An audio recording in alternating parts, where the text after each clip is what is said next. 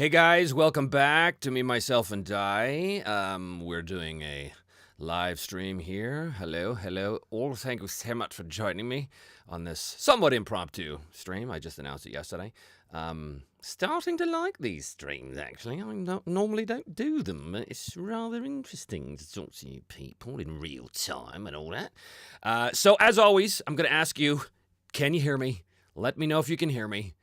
I'm freaked out, man. I had one time where I did this, and the audio didn't work, and I was talking to nobody. Loud and clear. Thank you, everyone. Okay. You've got a much nicer audience than us, because when we've asked them, can you hear us? They say, we can't hear anything. There's something wrong with your sound. And we go back and forth for a couple of minutes until we finally figure it out. Yes. Well, apparently everyone can hear us. Can you guys hear the fellas over here on Black Lodge? I'm sure you can. But let's just ask and make... Tora saying I can't hear Ginger Fraser. Okay. Thanks, Tora. That's pretty funny, Ginger Fraser. That's exactly what I'm talking about. So welcome, everybody, and welcome to Black Lodge Games. For those of you who don't know my guest today, why don't you fellas introduce who you are and what you're doing? Yeah. This is Black Lodge Games. We started about a year and a half ago, about almost 2 years at this point. But my name is Matt.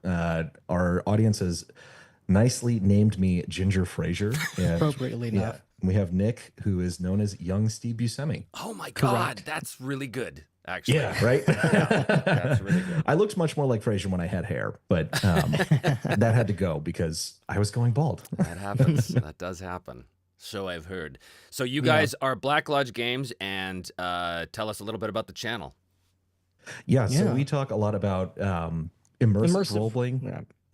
And we have very broad taste in games, not so much in the D&D side. So this was something that kind of attracted us to your channel as well. Your Sage's Library videos are excellent, and I recommend that everybody watch them so that they can learn about the many, many interesting games out there that you can play that are not in the D&D tradition. One of them being Vampire. Yeah, Vampire the Masquerade. Very excited to see on your channel. And more importantly than that, I was more excited that when you did your video on V5, that you decided to use the V5 mechanics to use the Requiem lore, because I believe that Requiem is the superior setting. The correct way to square the circle. Yeah, exactly. Wait, listen to all the old Vampire the Masquerade players squealing right now. Listen to them. I can't hear them. I have nothing against Vampire the Masquerade. I just had no experience with it. Like the first time, I knew about it, but the first time I came across Vampire, it was with Requiem. It was with New World of Darkness, and New World of Darkness had just kind of recently come out, and I knew a little bit about, is this the game where you play vampires and stuff? But the core book, the core blue book,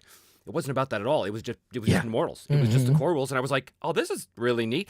So really cool. I wound up pulling this trick, and my buddies, we went off to this cabin in the woods, and on one of our retreats we do, and gamer weekend things.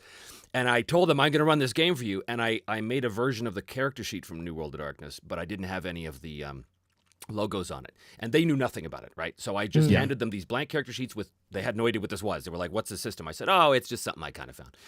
And I didn't tell them anything. I said, we're just going to play normal people in the real world. And they were like, oh, okay. So one guy made like a bartender, one guy made like this and that. So that's fine. So, the adventure starts, and they're at this friend's party who's an ex-cop, and stuff's happening, and they're like, okay, we're just interacting with the NPCs.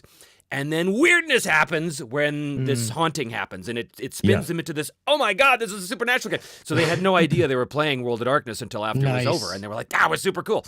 And then they wanted to play Vampire. So we never did because, they live far away and yada, yada, yada. But I did wind up eventually finding Vampire 5e, and I read the book, and I went, well, I'm still not a big fan of the lore in this world, but I love these rules. And I know that those, especially the hunger mechanics, were a big bone of contention with a lot of original players. But I loved it. I was like, these rules make you a monster, which is the hunger mechanic is so amazing. It's one of the few actual mechanical innovations, and it works perfectly with regard to the thematics and the type of play you want to have in Vampire Masquerade or Requiem. Right. Totally. Yeah, because vampire has always had the mechanic of frenzy, which is, if you encounter, fire or sunlight, or there's other conditions that could possibly trigger, the beast to kind of escape, that thing lying under the surface Yes. in your character, and you go kind of wild.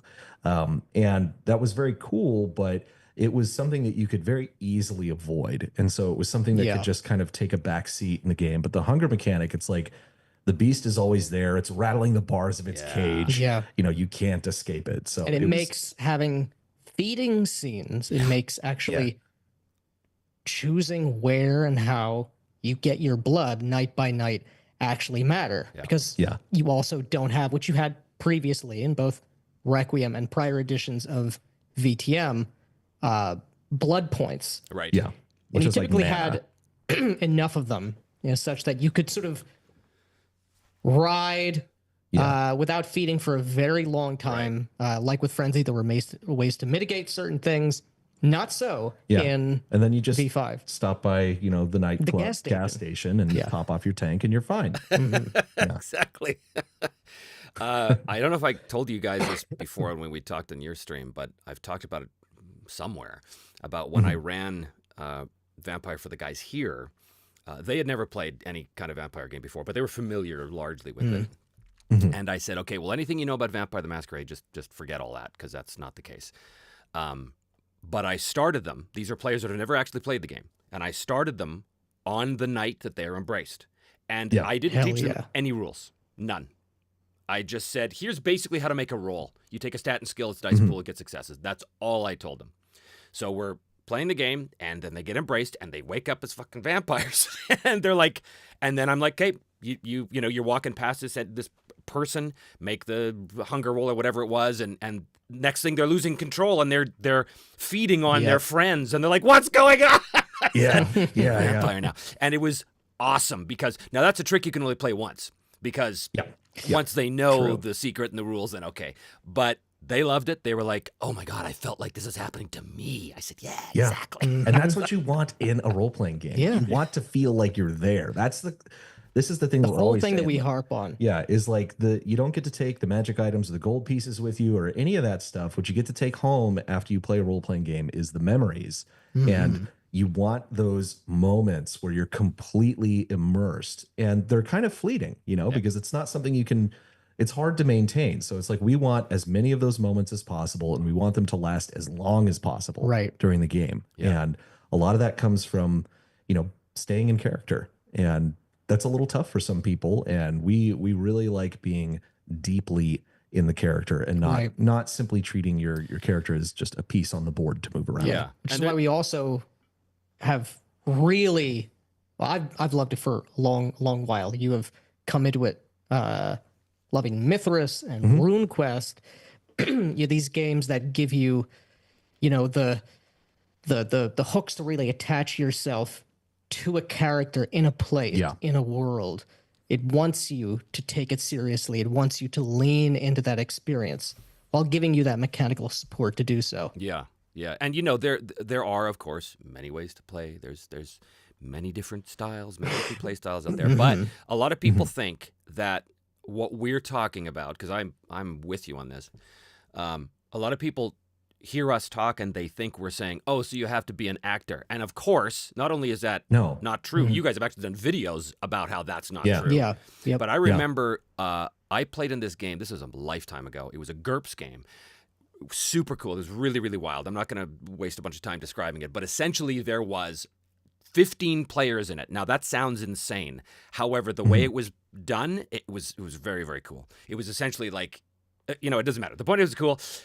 But the real point about this is that I would say a majority of those players were what you'd call normal gamers, regular guy.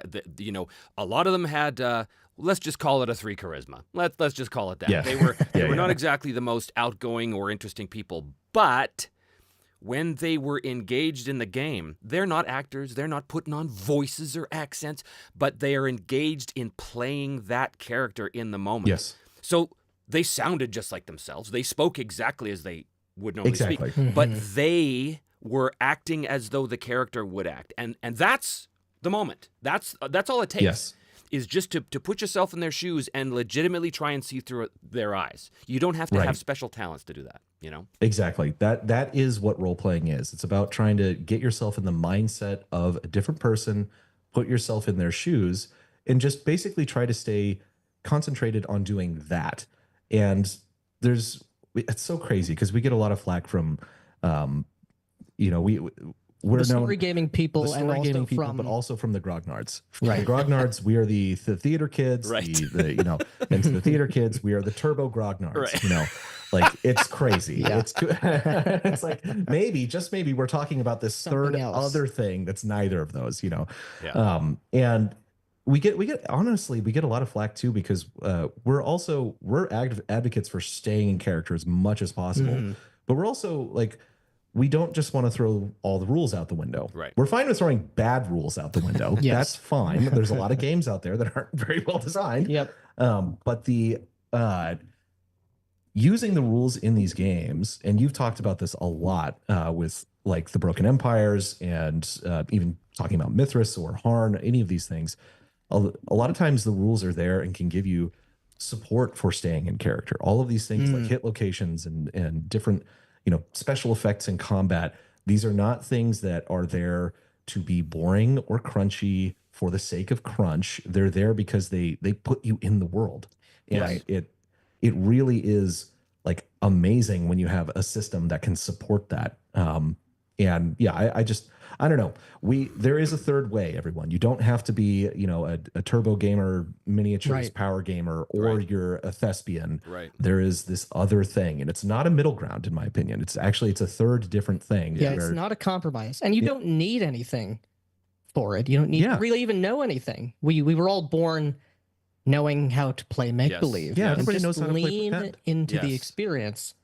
All it takes is intention. Now, I will that's say it. this too. Again, I agree with everything you're saying, but I will say that there are times when I am just in the mood for a good old dungeon crawl. I just want to, I want to throw up DCC. We did that this weekend. Right? You throw a funnel in there, you see a bunch of zero-level peasants get slaughtered, and whoever survives becomes a fighter, That's fun. But to me, that's the exception. Or even there are times, like I try all games. I've tried Blades in the Dark and Fate and all of the so-called story games. And, there is a lot to be enjoyed in them. But for me, what I found is that their enjoyment is limited, that I get kind of I start bumping up against the confines of the rules that are trying to they're very do a certain narrow thing. Yeah. And it's fun and it's interesting, but honestly, like I couldn't imagine playing a long-running campaign in something like Fate or even something like Blades in the Dark. And I know that game is specifically designed for sort of long-running campaigns, the way it's structured, and I think it's super cool. I think it's neat. It's just that game is very, very hand-wavy when it comes to, it's so rules light. It's all about the interpretation of a very, very basic dice roll. And I know why they do that, and I appreciate that design. I'm just saying that for me, it's like, it's more of a novelty.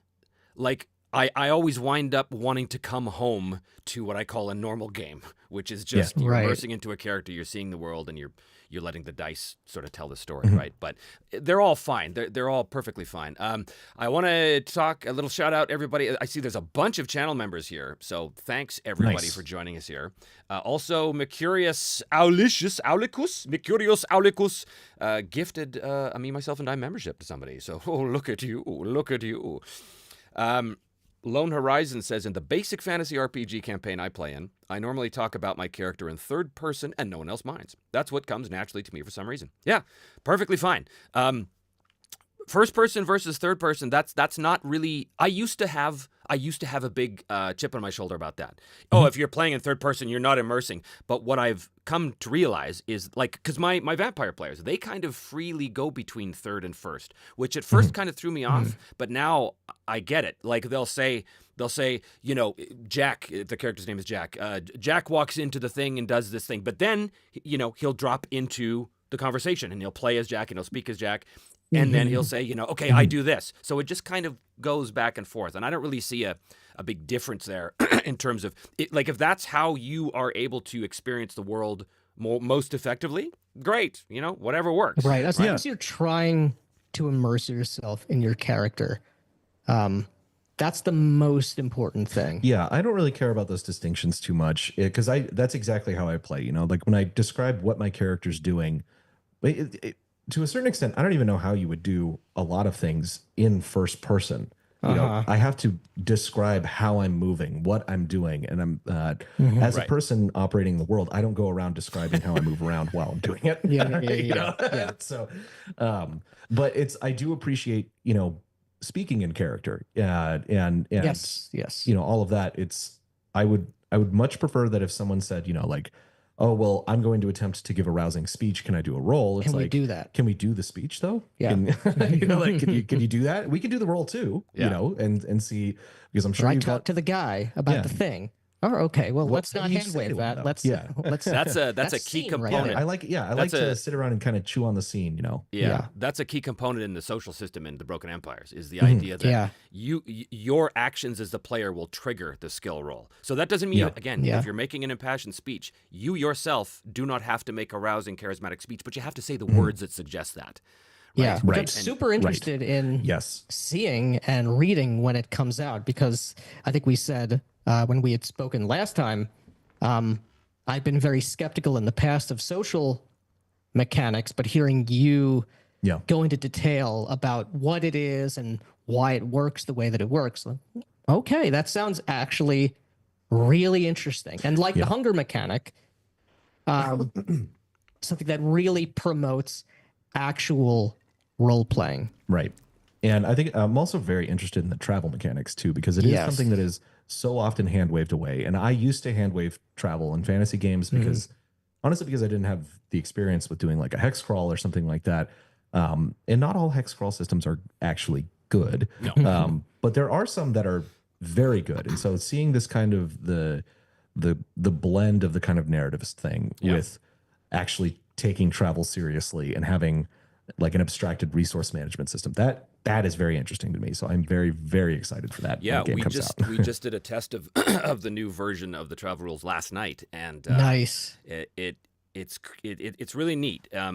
It's really neat because it's exactly that. It is a blend of sort of abstracted narrativism and having a solid system in place to guide and the resource management, but also the fact that you still have to deal in character with what's happening, right? Because there's going to be events on the road, and those events, you basically drop out of the journey sequence, and now you have to play out this event, whatever it is, for good or ill.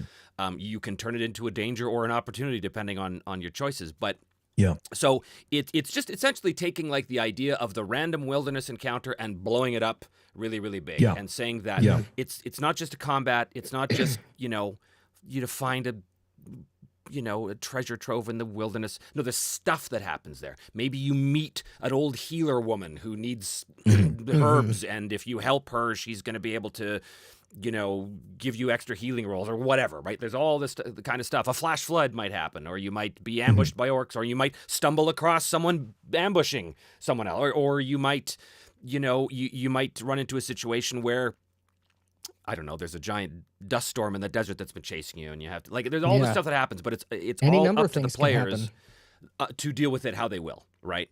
But that's all existing within this larger subset of this journey mechanic that is all about, you have to make sure you've got a good guide and a good quartermaster and a good scout. You have to make sure that you're keeping track of resources. There's really important questions to ask, like, someone just got an infected wound. We gotta we gotta stop and camp and oh well, okay, make it nature wise. Can you make a wilderness camp? Fuck, I blew the roll. Okay, well, all right. You're now, and infection's a real thing. Anyway, so we're not actually here to talk about the Broken Empires. We're here to talk about your guys' project, because you have a Kickstarter coming up for the Cults of what is it? What's the name of it again? Cults of Zahak. Cults of Zahak. So this is a Mithras supplement. Tell us, Charlie, why don't you tell the folks at home a little bit about the project, if you will? Sure. So there's a lot in this book, which is going to be great. Our previous project, The Shucked Oyster, was a Shadow Dark thing that was awesome, did very well. And if you missed that, you'll have the opportunity to get that here as well in this one. But the Kickstarter launches tomorrow, and Cults of Zahak is based on the Mithras system. They recently licensed out the core mechanics of the game. This is the core book of Mithras, which if you want to get Mithras, by the way, you can go to the designmechanism.com and use promo code BlackLodge15. That is true. We don't get paid for that. We just like them a lot. And we had Lawrence Whitaker on the stream last week. Oh, cool. Which was great. Yeah, very cool. But it's they orc licensed the core mechanics of Mithras, which was amazing. It's so good. And so we've used that as the base for this product, which initially was going to be it was something we'd been talking about prior even to the Shucked Oyster, of taking this look at Golems. Yeah, it's like a fantasy monster, because they're generally, in my opinion, and in Nick's opinion especially, they're pretty boring in a lot of traditional fantasy games. And we think there's kind of a lot more flavor you could give them. But the more we thought about it, and because we were thinking like, okay, yeah, you could come up with like the magic system for creating golems, and players could do this. But the more, and what would it be like? Why would someone want to do this? How would they do it? And what would the implications of even attempting a great magical work like this be? And the more we thought about it, the more we drilled into it, we realized, well, this is really evil. really this is super evil. truly dark to take. In D&D, I think the hand-waved explanation that they give is you bind an elemental spirit. Yeah, that has no consciousness. That's no They make a very big point in the 5th edition monster manual. No consciousness. Don't no worry, memories, it has no agency. You can have your own slave with a clear conscience. Yeah, exactly. but exactly. Good guys. Right. No, that's not true at all. Yeah. You're taking something eternal, something living, whether you couch it as an actual soul or a spirit or a magical creature, the essence of some eternal thing, a unicorn, protecting a glade, the last pure part of a otherwise corrupted woods, whatever it is, in whatever fantasy setting you're using, you're taking something that is life itself, that is creation, that is good, and you're binding it, you're contorting it, breaking it, twisting it into this unliving, cold, dead matter. Yeah. Literally dead matter if you're talking about flesh golems. Yeah. And you're taking this thing that has consciousness and just imprisoning it, for all time for your own and uses. Subjugating it into something else. Yeah. So with that, when we found out like this is super evil, we're like, this probably isn't the sort of thing that is player facing. Players should be using. But it has because if you are a player and you want to do this, you should probably go to prison. But what that indicates, what we realized as soon as we had this realization, is that there are immediately second and third order consequences for world building. Okay, what does that mean, that this is a thing that can happen? This is a secret or a blasphemous rite that can happen and does happen in the world. And what kind of person would be motivated to do this? How did they get here? To even learn of this thing, to even know that this is something that you can try to do. And we had an idea that we were in sort of the top level creative stages of working on a fantasy setting, a fantasy world that fit perfectly. All the themes that we were discovering when we were diving into this fit perfectly into these other themes we wanted to put over and portray in this future fantasy setting that that will come out eventually. We will be doing. Yeah. But the book itself, basically what it is now is there's kind of several main chapters to it. The first is kind of an overview and look at what is this thing called Zahak. And in terms of our world, it's very much like a Melkor sort of a figure, or like John Milton's, like Satan, that sort of a thing. It's drawing on that same creative well that Tolkien took. It's a very mythical setting, but it is essentially this kind of ancient demonic figure that is this force of corruption in the world. Yeah, this immortal and eternal enemy, adversary of mankind and civilization. And so the first section of this book is an overview of several different cults that you can use to just drop into a fantasy game. And, you know, Zahak could be like your Asmodeus figure. If you're doing something like Mythic Constantinople, it could literally be Lucifer, like that sort of a thing. But each cult is based on the cultural backgrounds that you find in Mithras and Mithras Imperatives. So you have one for civilized cults. Primitive, nomadic, barbarian, and as you said, civilized, to put over how worship, or perhaps a better word is how corruption of this vile influence manifests in different cultural milieus. Yeah, and different variations of the kind of religion of this world. Because it's very secret and spread out. This isn't actually the Church of Asmodeus as portrayed in the Forgotten Realms, where it's this big monolithic evil Catholicism, I guess. This is something, this is a worship that spreads beginning with one person who gives into hopelessness, despair, fear, nihilism. It's got flavors of the fight. It's got flavors of the chaos cult in Warhammer, how everything is just for simmering under the surface and infecting society slowly. Exactly. And doing so secretly, because if they were in the open, they would have to be destroyed. Yeah, exactly. And so this is a means of first giving you these different cults that you can basically just use to drop into your world, to have adventures with them.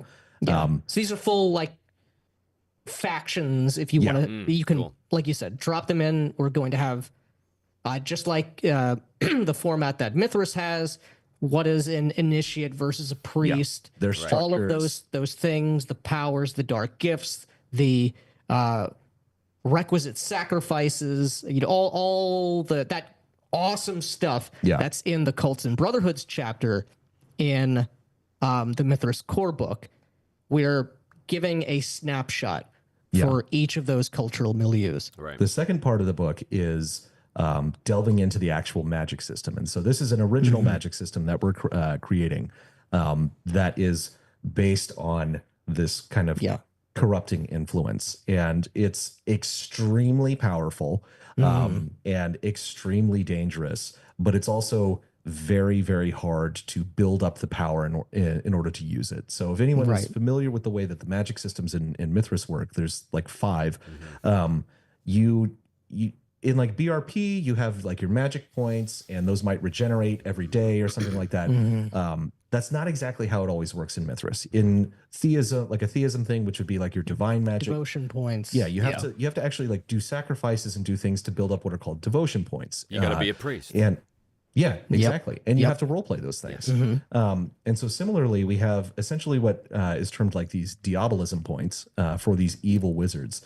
And the way that they gain these things is by corrupting the passions of people who are basically like healthy or good in the kind of metaphysical sense. Yeah, you have to prey on a person. You have to, much like Grima Wormtongue has done. Now he had help with Saruman, but slowly twisting someone's love passion to a hate, or something, or instilling a new passion for something bad, these sorts of things. This is so it takes a long time to do that. And if you were to do this as a player, it would require a lot of role play, and it'd be pretty gross. We don't recommend. Exactly. we like good, like we actually like heroism and goodness, even though we play a lot of vampire. But by doing this, they gain access to being able to use these very potent and very evil rituals. Some of it's ritual magic, some of it is more like spells. And the most potent of these rituals is the creation of these golem monsters, what we have titled the kind of idols of Zahak. Our conception of a golem is not that it's a fantasy robot, that you've made to be your butler or just to protect your treasure. It's that these are more like a demonic idol. It's like if you think of like the Israelites in the desert worshiping the golden calf, it's like, what if the golden calf started walking around and talking and and doing a lot of very dark stuff. Things. Yeah, very dark things. And so it's they create these golems, and the golems themselves can use the this dark diabolic sorcery. magic, because they're fonts They're fonts of of it. evil. There's But the thing some is, holes in. they don't have to go around doing the corrupting influence. When they are created, They are a corrupting influence. a corrupting influence. Their magic points basically just recover every day, and they can go around doing these horrific things. So when one of these things is walking around, it's very devastating. bad. Yeah, it's devastating. Very, very bad. But the way that, like we said, it's like you have to actually bind something into the matter to bring this thing to life. And in our setting, to do this, you need to, because just like good and evil, we want to really put that over in this world, immersive RPG, immersive role-playing focus, having faith and religion, but also a tie to your people. It's so difficult for a lot of us to really get in tune with this, because we're so atomized in the modern world, but through all of human history, it's not just me, it's me who is the son or the daughter of someone else. It's me, part of a homeland and part of a people and a lineage and a history and an ethos that ties us all together, that makes us a community in the truest sense of the word. And so human beings in this this world of ours honor their ancestors. yeah, And their ancestors do indeed continue to watch over them. Yeah. There's and a sense go ahead. there is, and again, this is something that's easily adaptable to, like, you could straight up just use the animism rules. I was going to say that, does that tie into animism? Yes. To take a spirit and do this, but in the more kind of specific setting we have, truly great heroes and paragons of humanity can experience a kind of apotheosis. They can become essentially one of these guardian spirits and rule over their people. And what these cults do is to lure those spirits kind of into the material plane and to twist them and bind them and force them. And it's an irrevocable cosmic crime. There's no going there's no back. restoring, even if you destroy the idol. Yeah. And they shove these things, this spirit, and give it this animating force to these golems. So you're not just seizing like a demigod of some people and subverting it to your will. You're literally twisting and destroying a key aspect of what makes them who they are. This. Yeah, exactly. If you look at the demigod as like an avatar of their essence, of what they're all about, because I know that with cults in Mithras, there's a lot of that. It's almost there's very unknown armies aspect to it. If you guys are familiar with that, yeah. That's wild. Yeah, it's tremendously evil, and so this is why it's a book of foes. We're not. This isn't the book of vile darkness. Right. The idea is this is bad. These are people your players to defeat. 100%. Right. And so the next chapter after this magic system is a big sampling of golems that are already walking across the earth. And we've got this is one of the great things is that the basic expert did the wonderful cover art for us for Cults of Zahak. He's going to be doing some interior pieces. But we have a new artist that we're working with, one of Nick's friends, Dane Seipel, who's awesome, especially with black and white, heavily shaded stuff, which I love. Both of us love. Yeah. We've got one of the golems in the art piece. It's so cool. These things do not look like anything you've seen in any other fantasy game. Yeah. But we're going to have a bunch of these pre-made that you can pop in to your game, as well as the kind of mechanical process for how would you make your own that's kind of your own custom twist on this stuff. Right, because we're going to the actual means of making a golem. This is sort of the grand ritual of this black magic. And so we go into real detail such that this is almost like a magic subsystem within the black magic. Yeah. What kind of material? Yeah. Is it made of stone, crystal, bone, metal or iron? Flesh.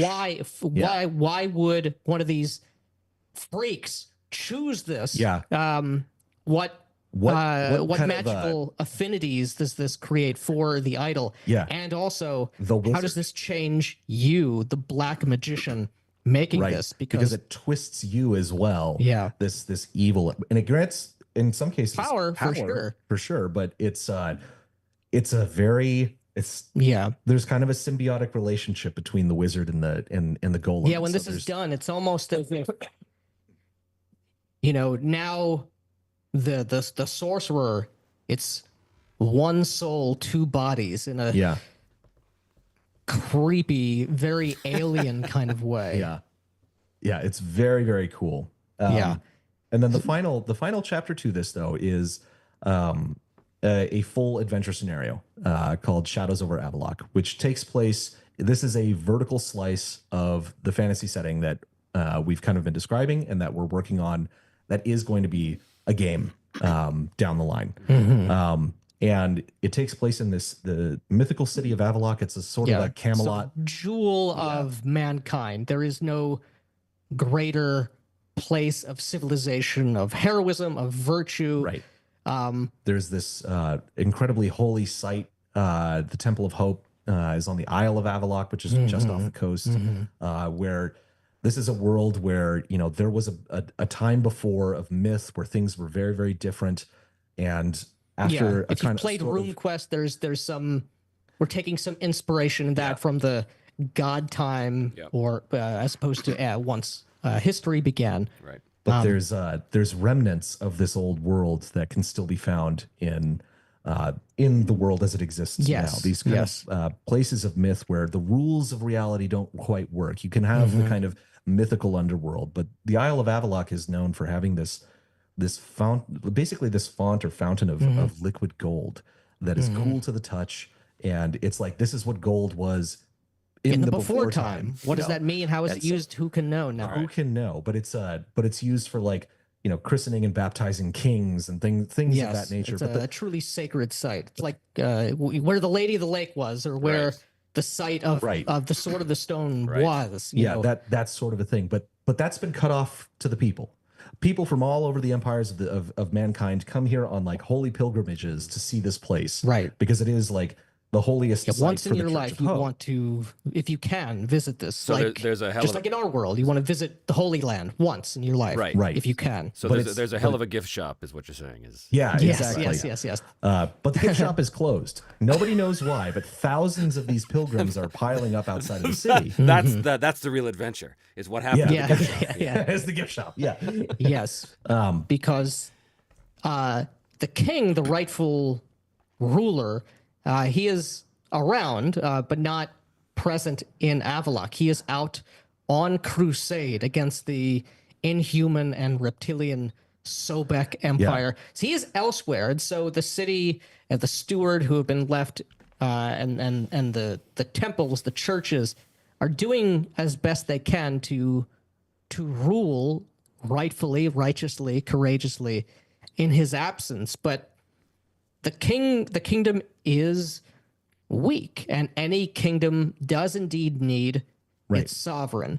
And so he's been gone a bit too long. And so there have been whispers, and there is a cult that has begun to emerge beneath the eyes of almost everybody, apart from a few key figures who are capitalizing on this weakness, whether explicitly with regard to magic and you know, more direct affronts, or doing what these type of people do, which is, you know, remove those Jenga blocks and just weaken, fan the flames of discord, of confusion, of all the things that can, if left to momentum, destabilize and turn a jewel into a broken place. Yeah, and it's the way the adventure. It's the Soviet tools for dealing with the West during the Cold War, basically. Yes, Infiltrate with so. ideology.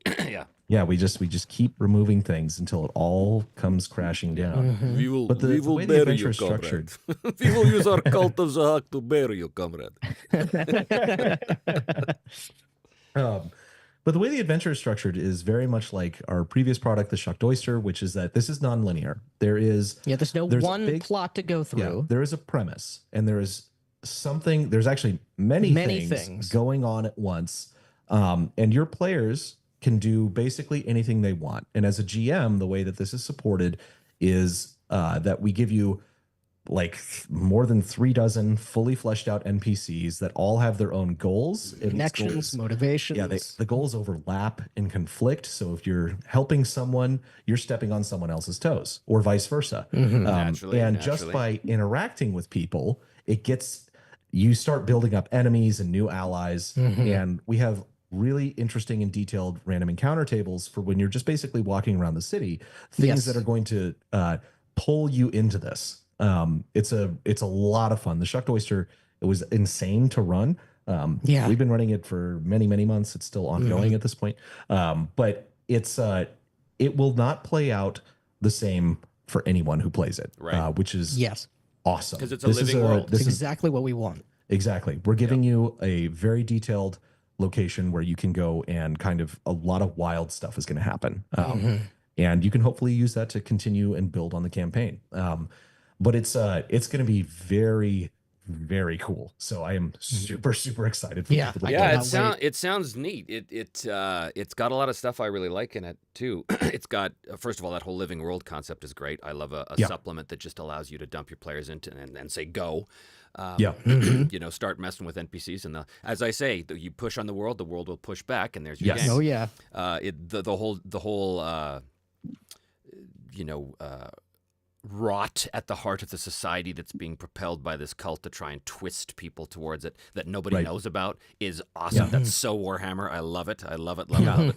The concept of the golems, and the concept of what these people are doing by twisting these essences and these spirits into something that is just beyond it. Yeah, it's good, man. So when does the Kickstarter launch?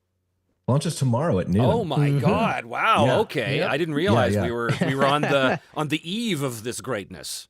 Yeah, wow. It's we're very, very excited for this one. We've been putting out videos on Mithras for a couple of months, and kind of trying to build some interest for it. And we've got a lot of, also, if there's people out there who have never played Mithras, we have a video on the combat system that is not like, okay, now you roll these dice and these dice. It breaks down how the combat works in a very simple way. And it kind of, Lawrence said it kind of, I think, demystified for a lot of people and dispels a lot of the myths about Mithras, because Mithras is not... It's not a crunchy game, despite proclamation to the contrary. It has some crunch, but it's not hard. This is not a game... It's not math... it's not, math you're not core, doing tons of math or anything like that. No, the math is not difficult. It's just the procedures are very, very specific, and you have to know what it is. Like, if you're not familiar with this is a pitfall that a lot of people find with Mithras, is that when you dive into it, it's very easy to miss some key aspects of things that are not, especially if you're coming from a different game system. If you're coming from an OSR world or something, there's going to be a lot of assumptions there that you're not used to. The whole idea of there's weapon reach, and if you want to get under the guy's guard, you have to do it in a specific way. That just doesn't exist in OSR, because it's not about that kind of deeply simulationist combat. So, but if you're into that, and you can take the time to just get past that initial thing, it can be super, super satisfying. It's fantastic. Yeah, and this is one of the benefits of Mithras Imperative. I like weapon reach a lot, but Mithras Imperative, the orc license stuff is free online, and it's like 80 pages. It's much, much smaller than this very, very large book. Yeah, with very, very small font. That's the only thing I hate about that book. These old guys have a hard time reading that font, I'll tell you. Oh my gosh, I know. Well, the smallest font we've ever seen was in the Tecumel book. Which we got at North Texas or something. It's completely insane. You got to use a magnifying glass. The Mithras Imperative, it has significantly cut down the magic systems that are in the Mithras core book, which is a lot of the page count in Mithras. Which is true of most games in general. Which kind of has to be that way, I think. Not mine. But the core rules are all there. The combat system is almost entirely intact. Like they removed, I think, 2 special effects that were tied to weapon reach. And since weapon reach is not there, they don't need to be in the game. Right. But it explains it very, very easily. And it's free is the really cool thing. So if you want to try Mithras without, putting down the cash for a new core book, you can get a feel for the system very, very easily. Yeah. And so this will have pre-generated characters with it as well. So you can just jump in and start playing. Right.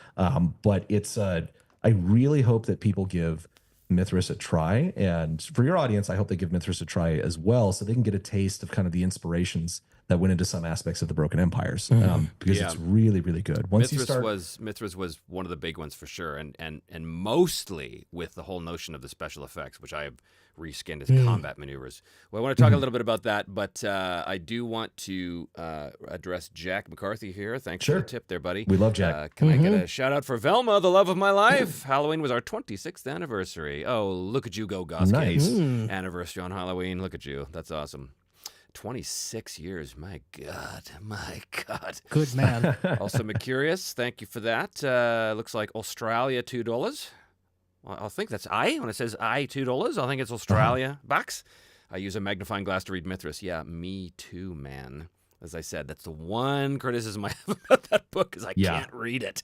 But the system of Mithras, the thing when I introduced it to my players, as I said, it was as RuneQuest 6, and the moment that sealed it for them, there was two. One is when one of the players, who's a very, very tactically thinking guy and very, very detailed oriented guy, when he realized that if you have a spear and a shield, that is an incredible combo.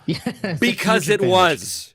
It was in history. That was there was a reason. There's many reasons why, every soldier in the ancient world had a spear and a shield, right? Yeah. It was cheap, but also there's so many advantages to it. So he loved that. And then the other port was where there was a combat that was happening on a cliffside.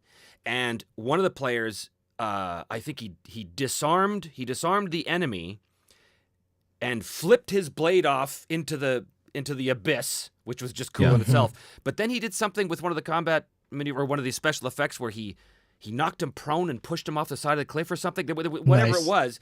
And it was just that level of detail that was fully integrated into the system that made them go, oh my God, this is awesome.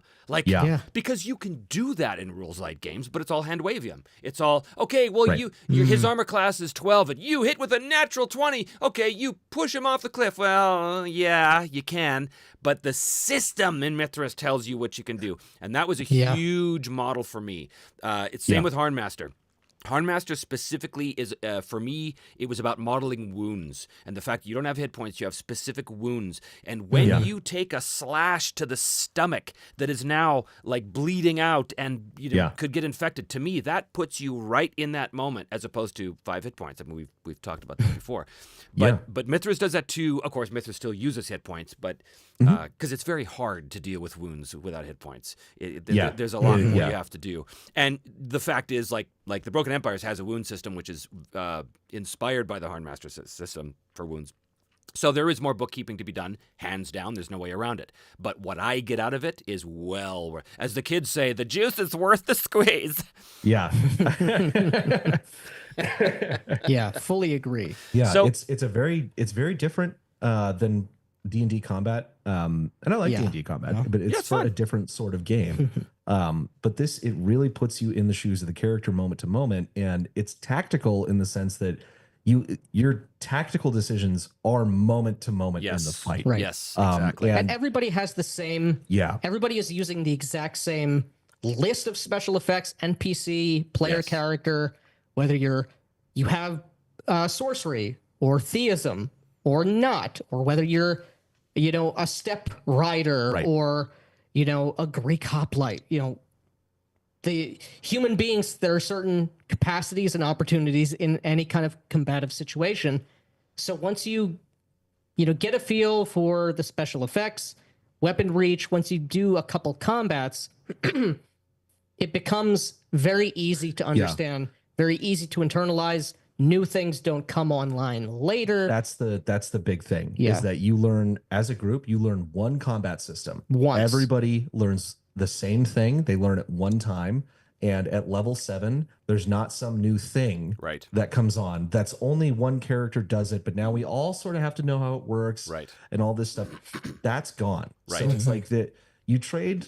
It's not even complex, to be honest, but you trade a little bit of learning curve at the very beginning because it's different than something like D&D. For now, we can just go forever. We don't have to learn all of this new exactly. stuff. And because it's also skill based, and there's no classes or levels, and again, that's another thing that I modeled the Broken Empires on. You don't have. I mean, there's still, like in my game, there's still talents you can buy, but those talents aren't like all of a sudden you've got this game-changing thing you can do. No, they add on to what already exists. Right. You know, so if someone tries to disarm you now, well, you have a talent that makes it slightly harder for them to do that, right? But it still uses the same core mechanics. Like you say, you don't have to suddenly learn this new sub-rule that changes everything for everybody. But that is a huge, I think that's probably one of the biggest differentiators between the OSR style games and something like Mithras or the Broken Empires, which is skill-based and not class or level, is that the OSR crowd and people who grew up with that kind of game, which is the overwhelming majority, are used to that very simple and accessible idea that, I am this, and I gradually get better at doing this, and I get special little powers as I go up that all do this, and you are that, and you get special powers that do that, but we all have levels, and we all stay in our lane as classes. But of course, the skill-based games are completely different. They say, no, there are no levels. There's only skill abilities. There are no classes. There's only, you choose what you're skilled at. That's what you're good at. That's your class, right? And you choose how you advance. And so choose how you advance, And this is one of the great things too, is that like we did a Holmes D&D dungeon crawl this weekend at the con, run by our friend Spencer, who was amazing. But it's like, as a magic user in that game, when you run out of spells, you're useless. Like you have to stay out of the fight because you're just going to get killed. In something like Mithras, you can exhaust your ability to cast spells.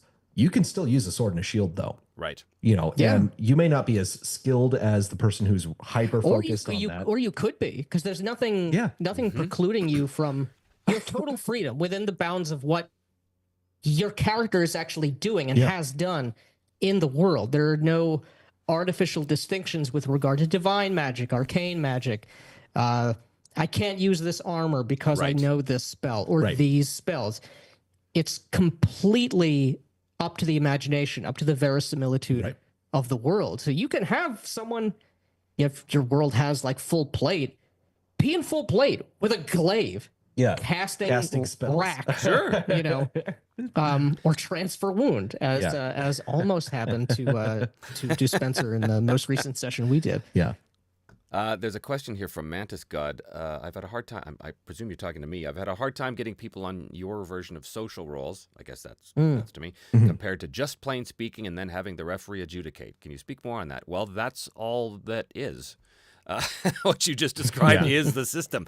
The player, as the character says what they say, and the referee adjudicates what that is, and then has them roll on that skill that gets triggered, and that will determine the success levels within that system. Now, there is a structure. It's, you know, if you have a situation where you need to the classic thing is, I want to convince the guard to let me through the gate. Great, then, you know, roll a persuade. If you succeed, you succeed. If you don't, you don't. Try something else. That doesn't have to be a fully fledged social thing. You don't even need to use rules at all if you don't want to. You could say, as the GM, if the player says something that really makes sense that the guard would listen to, great, it works. Move on. My system is for more complex and more involved situations where the social scenario has something really at stake for the characters, and they need to get something from an NPC, or they need to take part in like a council or something like that. That's what that's designed to model. So you can use a social system for everyday interactions, but it's kind of a waste of time because it doesn't really do anything for you other than add a bunch of artificial roles that don't really matter. So it's the same thing. You don't need to roll to open the door. Right. You know, that's unlocked. Right. You know, and if you roll an @1, did you break your hand on the door? You know, that sort of thing. It is. We use dice to determine the outcomes of uncertain high stakes events. Yes. You know, that's what they're there for. Yes, exactly. The dice represent the chaos of the situation. The dice represent all of the things that we do not have any control over. So, and the skills represent, to answer your question, Manus God, the social skills represent what the character is good at, not what the player is good at. And that is a crucial distinction. If you are playing a character who is incredibly persuasive, but you yourself are not, you should still be able to have that character succeed. So if you say something and the referee adjudicates it as, no, I've decided that is not persuasive enough to my ear. Well, now you're just playing Mother May I. Now you're just trying to appease the personality of the GM. But that kind of sucks, doesn't it? I think that kind of sucks. Yeah, trust your GM. Yeah, play with friends, whatever. The fact is, if I want to play a character that is really skilled in social scenarios, I want skills that are actually going to matter. But in order to do that as the player, I have to engage with those skills. And that means saying the right kind of thing. And yes, of course, everybody at the table has to understand the difference between persuade and wit and intimidate. But that's what the rule book's for. What is the difference between persuade and wit? Well, it says right here on page 34 that it's this. So there you go. And then you decide and you move on from there. And at some point, if the player says something that they think they're using persuasive words, but the GM says, well, roll intimidate. At that point, if the player goes, boy, I really was trying to do persuade or whatever, fine. Then the GM can say, okay, that's fine. You know, this is not... You can make a case for it. You can make a case for it. It's fine. We're all just playing a game. We're all just playing a fucking game. We are not computers. Yes. We all have judgment that we can exercise at the table under circumstances. Yeah, it's supposed to be fun. So if it's not fun, don't do it. Anyway, I'm not getting upset at you, Manus God. I just get passionate about the idea that people have a hard time understanding this concept of what I'm talking about, and it's just because they've never experienced it before. That's all it is. Once you do experience it, either it's going to work for you and you're going to love it, or it's not and you're going to hate it. So don't use it. Done. Right? Not every game's for everybody. That's just the way it is. All right, where are we here? There's a whole bunch of conversation going in here. Benjathan Snortikins, who is a contributor, who also, I think, gave us a little tip here before. Thank you, sir. I kind of like classes. I'm having issues wrapping my head around a classless system. Well, you've come to the right place, Benjathan. Yeah. As we kind of talked about, classes are a great way to introduce people quickly to a game. To say, oh, you want to sit down and play a game? What do you want to play? Yeah. Oh, you want to play a guy who's really good at fighting? Okay, play the fighter. Now you've got these hit points, you've got these weapon skills. Away you go, enter, done, you're good. Classless games are for people who, dare I say, are perhaps a little beyond that. Classless games are more for people who have evolved past the whole notion that we need to have these artificial guidelines on what we play, and we are free to explore and develop our character however we want. So, to me, I mean, I've been doing this a long time, so to me, classless system is the default. Like that's where I go. My first thought, if I'm in a 100%. class-based game, I'm like, okay, how can I break out of these artificial constraints and become something else? And then you get games like 3.5 where they have, okay, now you're multi-classing and all these, and that gets really, really complex and stuff. But I'm gonna guess your thought on this is the same as mine. But classless systems, how would you, in your opinion, how would you best introduce people to the idea of a classless system if they're not used to it? I mean, I would say, if you're coming from D&D or something similar, which most people are, like, just you set that aside for a moment and ask yourself the question: in your own life or in any movie or any book that you've ever read, are the characters, or are you yourself or anyone else in the real world considering themselves as being part of a class? The answer, of course, is no. You can be a banker or a police officer. Aragorn knew how to use a sword, right? Or Ben Kenobi wore robes and lived in the desert, but that doesn't mean that any of them are classes. Or if you've ever played Morrowind, or even Skyrim, which many more people have. You are a person, you're an elf, you're a human being, you're a dwarf, whatever you are, and you are exploring the world. You're enacting your will, your agency in a fantasy world, and any choices which make sense that you would be aware of are open to you. Yeah. I think classes make a certain degree of sense if you have a world, or you're trying to evoke a play style which is, really trying to put over archetypes as like a thing.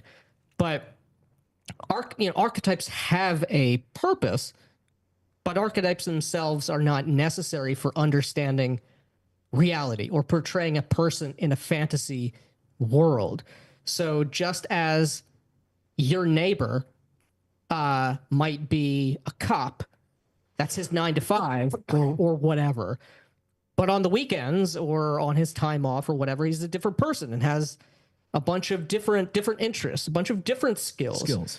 The artifice of a class with these very defined walls and a strict progression and a strict list of do's and don'ts, cans and cannots are not necessary. If you're smart enough to ask the question, or to be having trouble with it, I'm very confident that just with a little bit of more thought and just try it out. Yeah. Do a one shot, and I think a lot of things really will click into place for a lot of people. The rules of these games, whether you're playing Call of Cthulhu or anything in the BRP tradition, Mithras, the character creation steps are going to take you through the process of how to build a character. Mithras does it in a pretty interesting way in that, you have base your ability scores, same as you have in D&D. You have 2 more. You have power and size. Mm-hmm. But those determine the base level ratings of your skills. So, people who are really smart and really strong are unfortunately just going to be better than you at everything. But there's you get these kind of like baseline ratings for your skills, and then it's going to say, okay, the next step is to choose your cultural background, and that cultural background is going to give you certain skills that are associated with your culture that you get to increase or add points to. Then the next step is going to be, okay, within your culture, choose a profession. And so you're getting a person within this world who has these, it guides you through to where you're going to create a character that fits within that world, but you still have a lot of opportunities to anchor yourself to something that's real. But also to customize your character and increase skills, because it's like, I think this guy actually would be really good at fishing or really good at being, some sort of combatant. Yeah. And I think learning magic and things like that. It's just that the class systems, like you said, they are good if you are playing in a game where you want very strong archetypes. This is the thing that D&D does very well. Having the archetype of the fighting man, the guy who starts as, whether he's a soldier or, Conan the pit fighter or something like that, all the way up to leading legions of men on battlefields and things like that.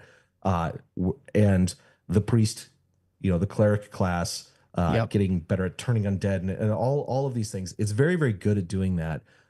But with the kind of, like you said, there's walls, and you're constantly trying to find a way to break out of those walls. That actually kind of creates a problem where people talk about like, oh, well, everyone wants to make their special snowflake and play against type and all of this stuff. Yeah, there's no type to play against in a classless system. You could just be whoever person. you want. You can follow your inspiration and your imagination. And there's no the temptation to kind of, I want to be, like to totally subvert the class expectation of like, actually, I'm a wizard, but I have a strength of 18 and I'm trying to get really good at fighting, right. or like you can just be that. The classic example is to do the really cringe thing with it, Yes. The classic example was always in D&D, wizards can't use swords. Yet Gandalf did, and he's like the most. So but that's because D&D is emulating not history and not medieval society or not classes like that. They're emulating the tropes that were set by Gary and Dave and all the guys in like Geneva. They were emulating those tropes which came from fantasy war games and such. But and if you're willing to lean into the tropes, it works very, very well. Yes, But if exactly. you don't want that, Right. a skill-based system is going to be Right. way, way better. And the other thing, there is a perceived advantage to a class-based system as well, which is that of niche protection. And on a pure gameplay, from a purely gameplay perspective, people don't like it when they invest in being the guy who does the thing, and then Joe decides he's going to do the thing too. Yeah. So that is something that can happen in a skill-based game where I've got a 70 in heal. I'm the guy you come to for healing. Okay, well then Joe across the table says, "Hey, guess what? I just increased my heal to 72." It's like, what? However, you can look at that as a problem. I don't, because I look at that as, great, we've got 2 healers in the party. Awesome. Could use that. And the way that Mithras handles helping rules, which is essentially the exact same way as I do in the Broken Empires, you can help someone with a different skill, and you basically get 20% of that value as a bonus to that skill. So it's still good to have 2 healers in the party for all kinds of reasons. But it's not just that, right? Well, I'm the perceptive guy. I'm the guy that sees. It's really useful to have more than one guy who's perceptive. Just like it's really useful to have more than one guy who can fight, right? It's useful to have multiple things you can do and multiple ways to contribute. So I don't really have a lot of sympathy for the niche protection argument. Again, I understand why it's made, and I understand why it's made within a class-based system.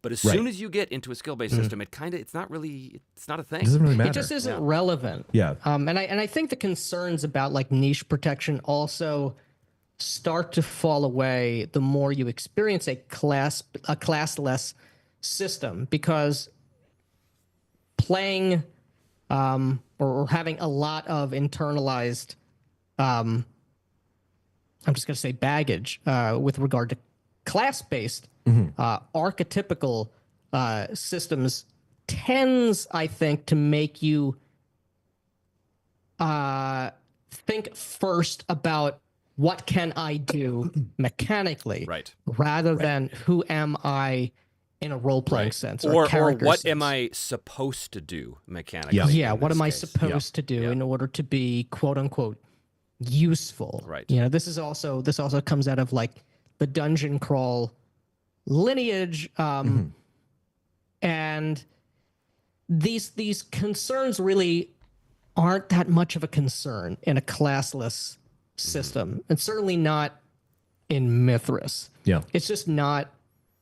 As Jack points out here, he says, up. regarding Trevor's point, I only see it as a problem when one player is good at exactly one thing and then another player horns in on that action. Yeah, that can be true, but a well-designed classless game is going to ensure that most people are not good at just one thing, right? Like in the Broken Empires, when you make a character, which has a very similar or has some similarities in its character creation as Mithras does. There's a cultural background, there's life events, there's a previous profession, there's all very, very similar things. But what that does is it creates a beginning character, and I don't use the nomenclature, a level 1 character, because there's no levels, but you are starting with a person who is quite competent at the things that they're supposed to be competent at. And that's that. Right. So what does that mean skill-wise? It means you're probably going to have a character who has a score of 70 in 2 things, and then maybe 5 that are at 60, and then a little more that are 50, and then it quickly goes down from there. So you're never just the thief guy who perceives. You're never just this. You can credibly and competently fill many different roles if you have to, and that's part of a well-designed classless game. Yeah, you're not just the one. I'm the guy who deals with traps. Well, not even thieves in D&D are that. Even they can do other stuff. They can backstab and they can do whatever the hell they do. What is this here? Where are we? One-trick pony characters beg for toe stepping. Yeah, exactly. That's exactly. If you're the one-trick pony, if you're the glass cannon, right, then, yeah, you can do the thing, but You know, it's like the old saying: if the only tool you have is a hammer, then everything looks like a nail, and that Right. becomes Yeah. really, really boring. We've had situations like that in skill-based games before, where people hyper-focused. I'm going to be all about two-handed weapons. Okay, that's fine. Well, first of all, you're useless in a social encounter. You're useless on the road because you have no skills.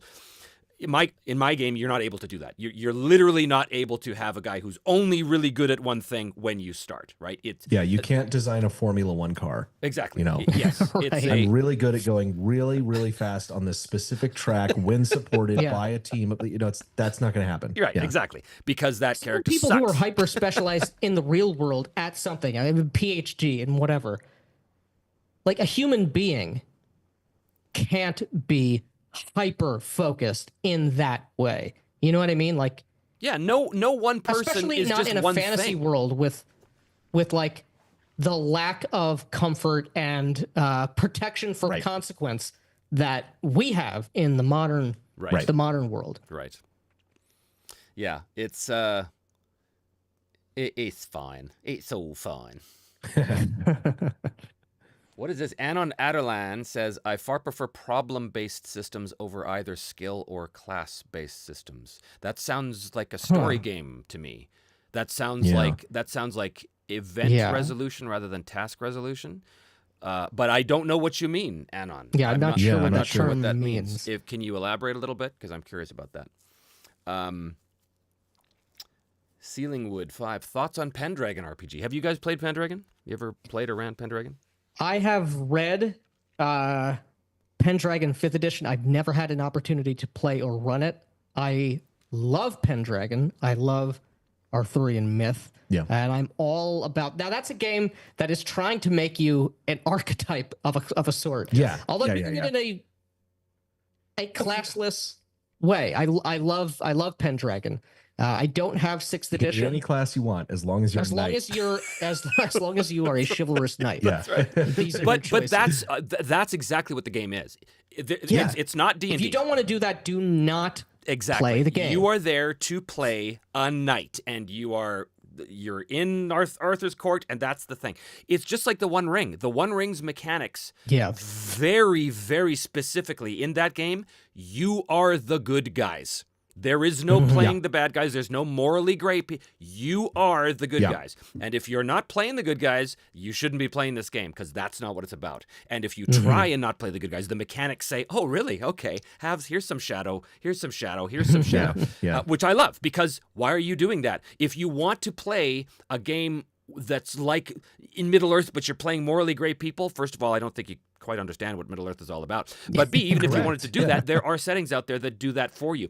You could play the Midnight setting, which is an old setting, which is essentially Middle-earth where Sauron The won, Dark right? Lord is one. Yep. Yeah. So you can do that, but don't go to one game and try and torture it into something it's not. This is what I'm saying on my channel all the time Stop making games for the into 5e golems. people. Yes, stop making games into golems. For the people who are like, boy, I play 5e and I'd really love to do a sci-fi game. How can I turn 5e into a sci-fi?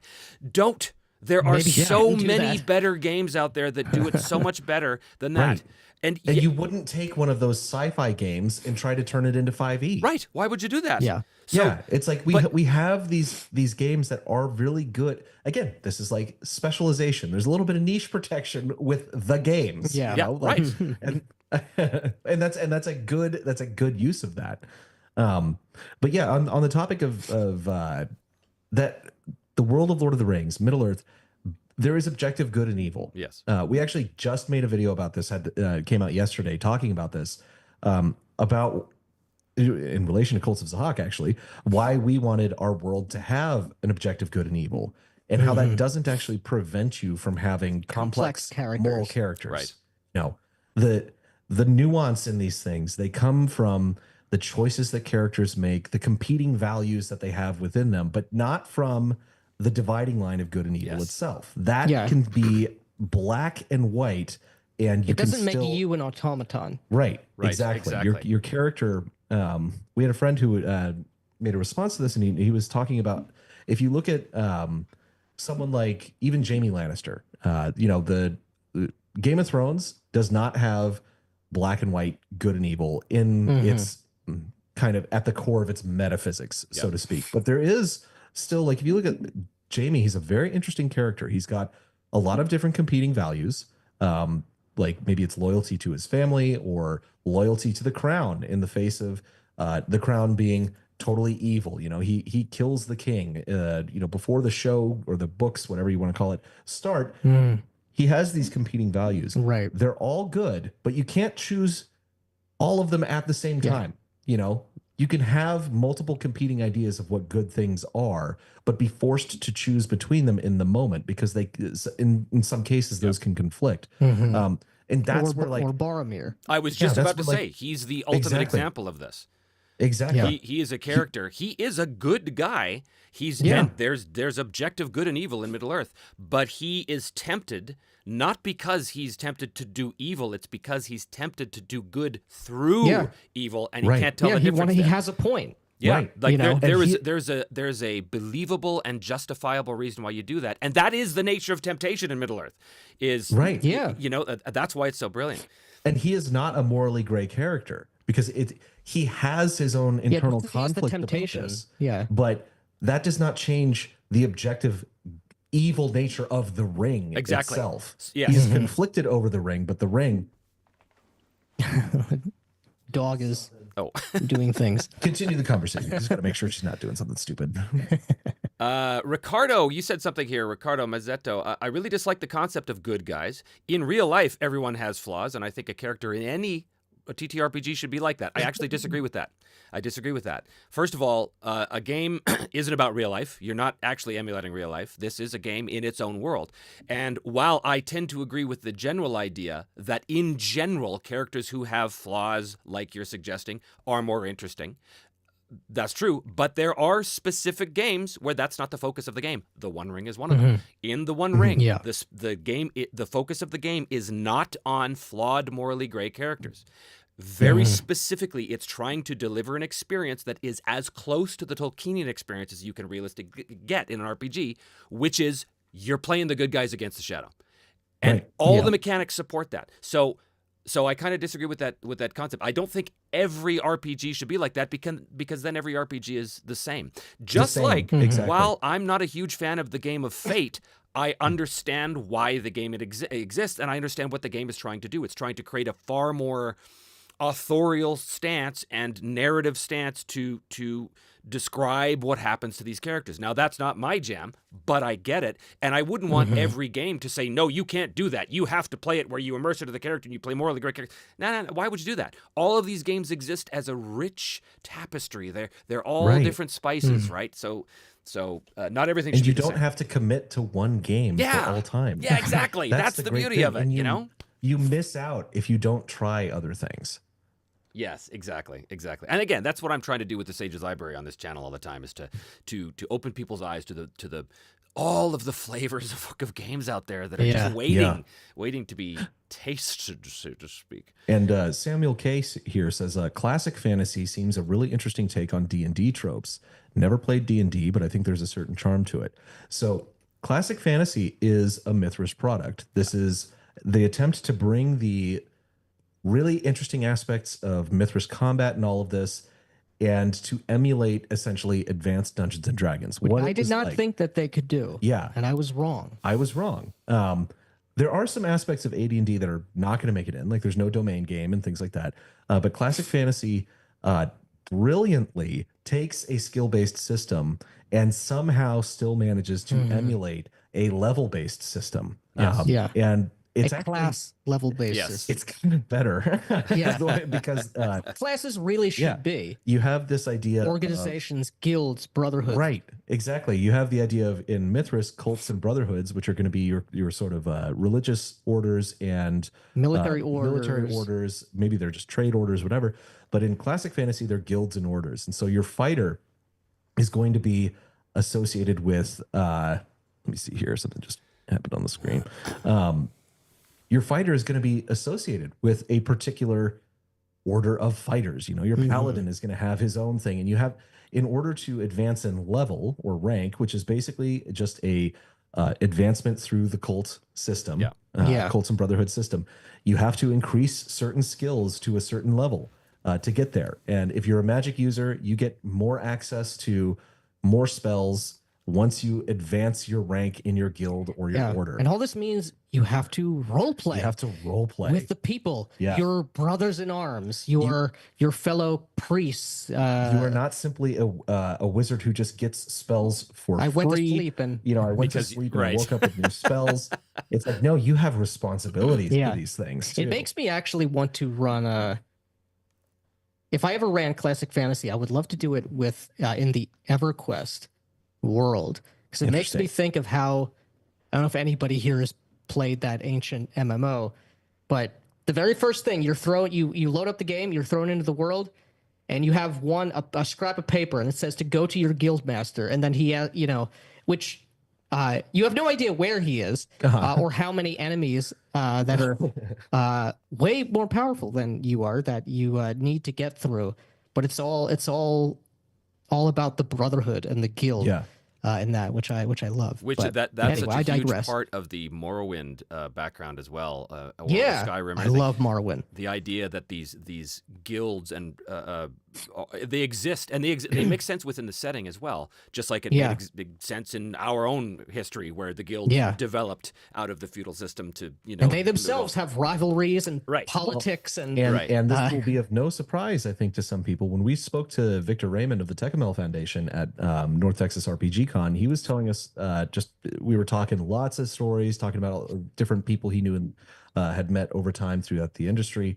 And one of the lead writers on Morrowind has also written a ton of stuff for Glorantha. Oh, that makes sense. Yeah. And so the entire game, is heavily influenced by these RPGs. You can really see when you see, you can't unsee it. It's that's fun. That's pretty clear. The skill goddess advancement, based on using the skills. It's the entire thing. That's interesting. Magnificent Devil says up here, Knight isn't the class in Pendragon; it's the premise of the game. You have to be willing to engage with the premise of the game. Yes, that is a crucial point. 100%. Yeah, not every game is going to have a very specific premise, but even D&D has a premise, and that premise is you're playing these tropes that are not, in fact, drawn out of any historical reference. They're just like they're a mélange of all of these different ideas out of various fantasy things, all jammed together to create its own set of tropes that are kind of unique to D&D, right? And that is the premise. So if you are sitting down to play D&D, that's the basic premise of it. Now you can twist it and change it and all that stuff, but that is the ultimate premise of it. Just like the ultimate premise of Pendragon is, yes, you're playing a knight. The ultimate premise of the One Ring, you're playing the good guys against the shadow. Not every game is specific like that. Mithras does not have a one and set premise because Mithras is more of a toolbox. It says, here's a system that is a comprehensive system that you can apply to any world and any fantasy setting, and this is how it would work sort of universally, regardless of the setting.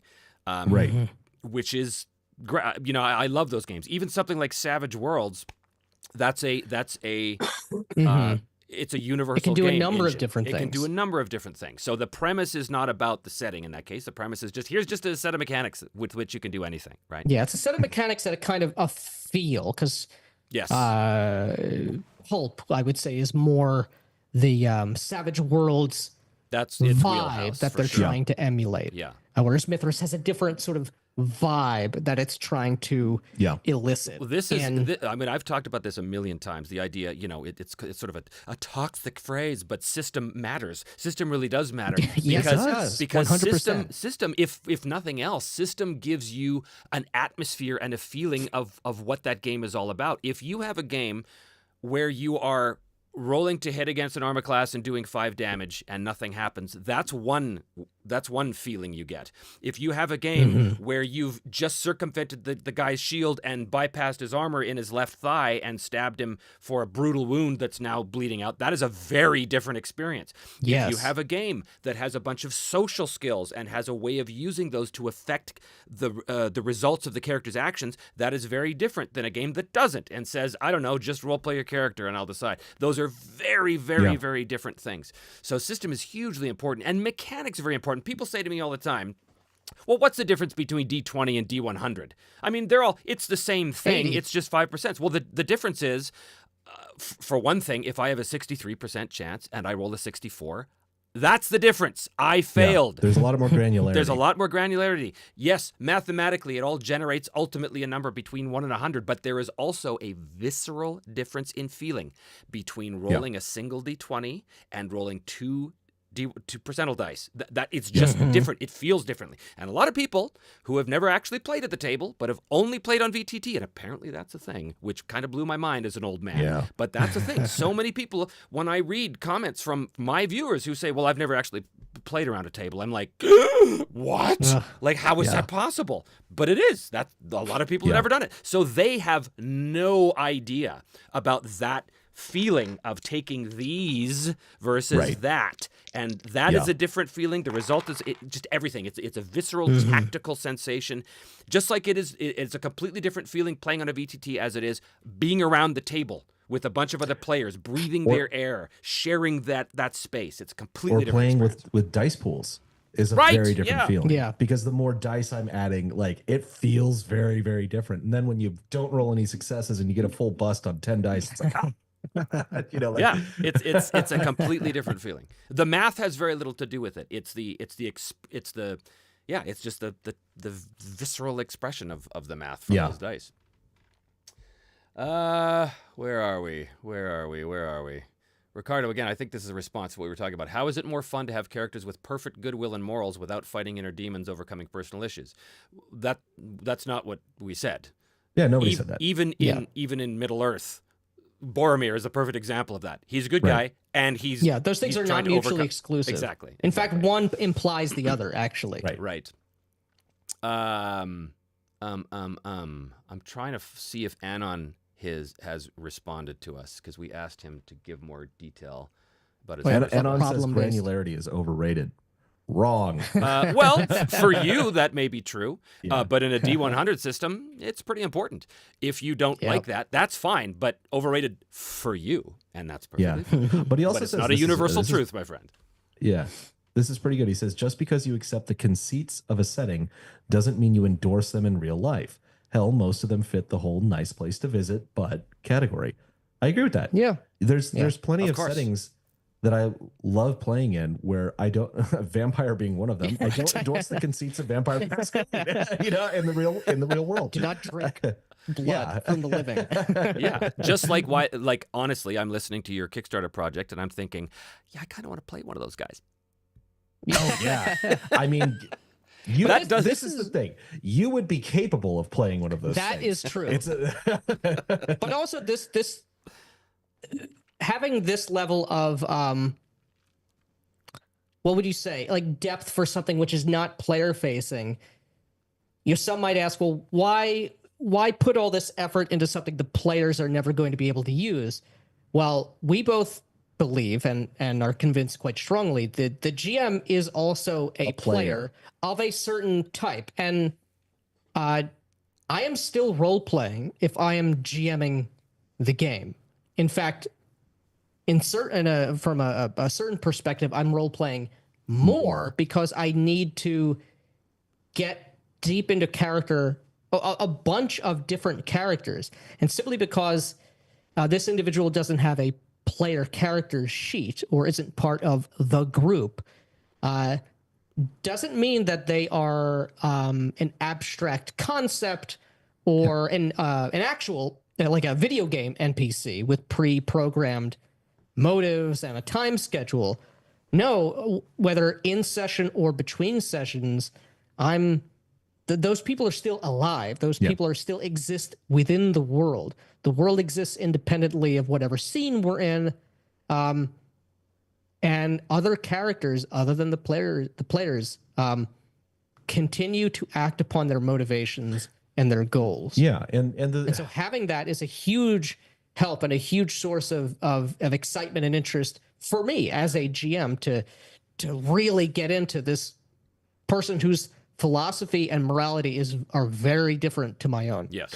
Yeah, and completely agree with everything that you said, obviously. But the other thing is that this could become something that comes into play if your character, the whole way that this kind of setting works.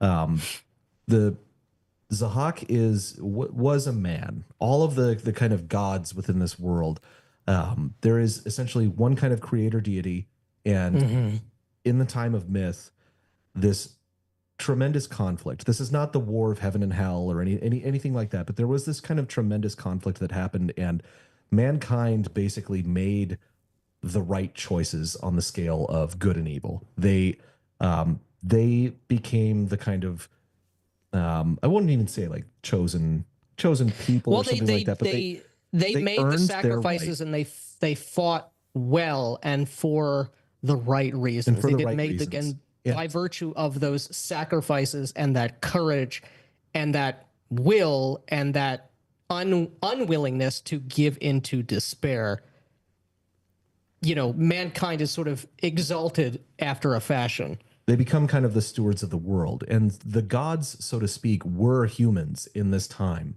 These These people that their actions were so great that they were granted this kind of apotheosis.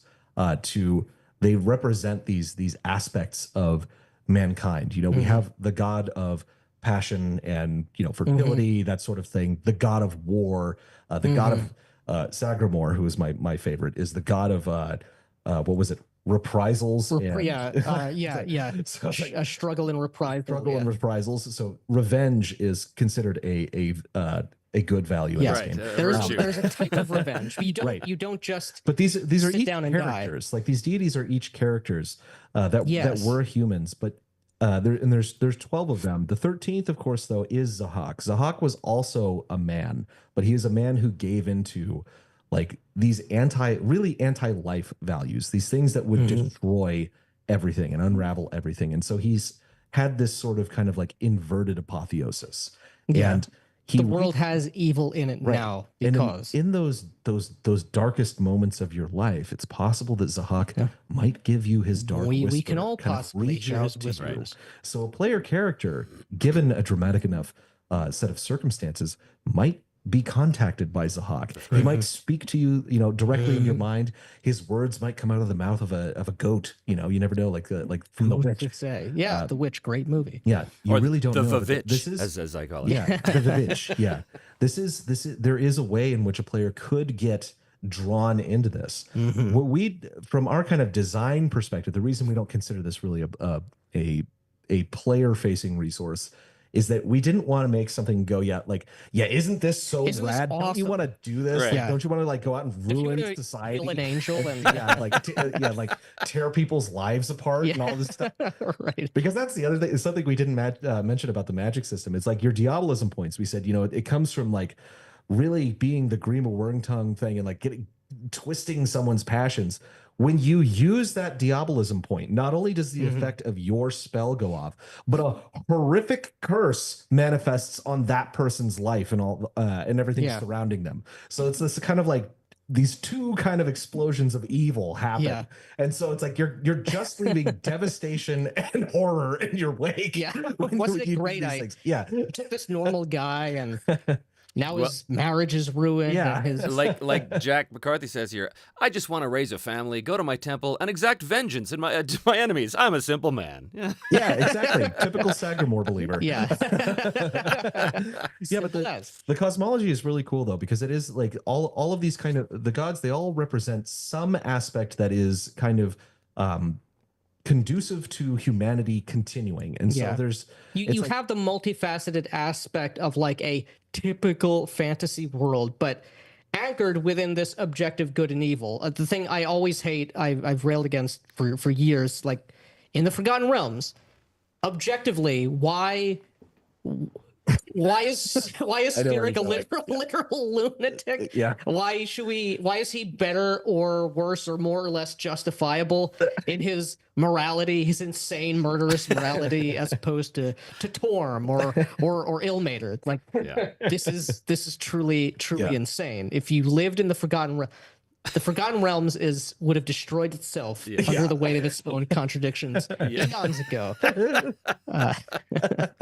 is very true. Yeah, but that is very. But true. it's very much about this kind of like these values sometimes are in competition with each other. So mankind, it's not like, oh, I believe all of the gods and now we're all get along. Now we at the all same get time. along. Like no, there not at was all. a Christendom once, and France and England, from what I recollect, didn't Yeah, they care were- for each other in many periods in history. Yeah, Yes. both united under the same religion. They still killed each War. other. Yeah. We will always find reasons to kill each Yeah. other. Yeah, exactly. So it's gonna be very, very cool. This, like I said, this is gonna be a vertical slice. And if this sounds interesting to anybody, I highly suggest going to the Kickstarter page and signing up to get notified when that goes live tomorrow, because it's gonna be really good. Yeah. And the art, oh man, we posted this new this picture of that Dane sent us of one of the golems. It's so cool. It's nothing like you've ever seen in like any golem monster manual, anything. It's so much better. Yeah. Well, there is a And link there's to the gonna be Kickstarter down below in the comment section, so you guys should Thank go you. Thank check you, it man. out. Yeah. I will definitely look at it. I love the sound of this thing. I think It's going to be so good, I man. think it's great. And if you would like to play test with us at some point, maybe not this one, but the game in the future. If you, I know you're extremely busy writing your own game and you've got all this other stuff, but we do have you have an open invite to Thank you. come play this with us. Yeah, that sounds great. That sounds really great. Taller But you have to halfling. commit now on camera. Oh, I see. That's why I don't do live. Yeah. Taller Halfling has said here something interesting. I like that in early D&D, only thieves' skills were resolved with D100. This made thieves feel like specialists. They needed more precision to unlock a chest with D100 than hitting AC with That's D20. true. That is true, and that was mostly because AD&D was filled with a bunch of crazy subsystems because Gary didn't really know what the hell he was doing. Yeah. But it does also give you a very different feel. That's what I'm talking about. The idea that if you play AD&D, all of a sudden the thief uses percentiles to do a thing that no one else can do, mind you. No one else can pick a lock, only the thief, and it's going to be a percentage based. Why? Because game. Because that's the way it is. But that's fine, because that's part of the feel of that game. And if you like that, then dive into it. And if you don't, play something else. God And knows some people really like that feel as well. And it's something that has been lost over time. You know, this is one of the, like, I can't really say this. I was about to say most of the D20 games out there, everything is done with a D20. But then I was thinking in Mithras, everything's done with a D100. So I can't really say that's a criticism. Yes, that's true. But those older games, some of the weirder systems out there was a lot of experimentation going on.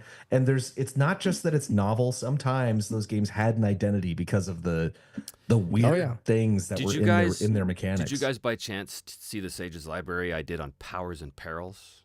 Have you seen this? No, I haven't. No, not yet. We'll watch it directly after You this, though. should. Powers and Perils is a game that was done by, I think, Avalon Hill. It was a bookcase game by Avalon Hill back in the day, in the 80s, and it was right at the height of... There was a real golden age that was happening in the mid-80s with all kinds of games. Basically, everybody and their dog was grabbing a concept and saying, I'm going to make a role-playing game out of this. Everything. Yeah. There was somebody who did an RPG version of the 1977 film by Ralph Bakshi, Wizards, and they said, we're going to make a game out of this. Which, of course, is just another version of D&D because everything was a heartbreaker back then. But not everything actually was.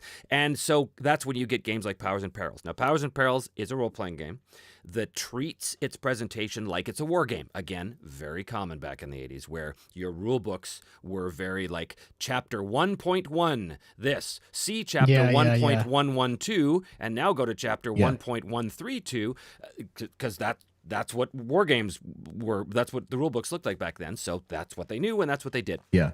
So Powers and Perils is the most convoluted and greatest game I've never been able to play. I've tried this so many times. I've tried it as a player. I've tried it as a GM, but there comes a point where I get to, I don't know, page 5 of the first book, and I just go, you know what? You got me. I'm out. I can't do it.